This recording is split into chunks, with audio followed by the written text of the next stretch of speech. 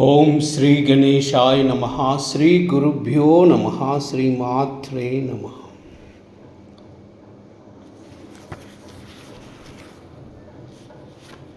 साईनाथ आरती, मध्याह्न आरती।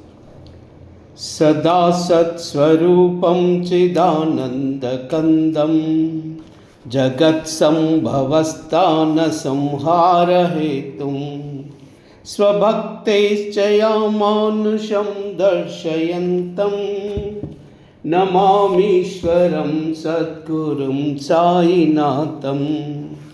भवध्वान्तविद्वंसमार्ताण्डमीड्यं मनोवागतीतं मुनिर्ध्यानगम्यं जगद्व्यापकं निर्मलं निर्गुणत्वां नमामीश्वरं सद्गुरुं साईनाथं। भवाम्भोधिमग्नार्दितानां जनानां स्वपादाश्रितानां स्वभक्तिप्रियाणां समुद्धारणार्थं कलौ सम्भवन्तं नमामीश्वरं सद्गुरुं साईनाथं।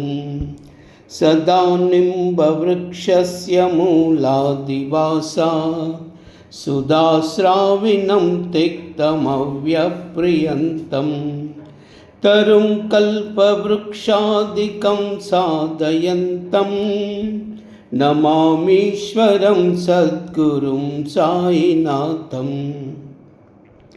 सदा कल्पवृक्षस्य तस्यादिमूले भवद्भावबुद्ध्या सपर्यादिसेवां ऋणां कुर्वतां भुक्तिमुक्तिप्रदन्तं नमामीश्वरं सद्गुरुं साईनाथम्। अनेकाश्रुता तर्कलीला विलासै समाविष्कृतेशानभास्वत्प्रभावम् अहं भावैनं प्रसन्नात्मभावं नमामीश्वरं सद्गुरुं साईनाथं।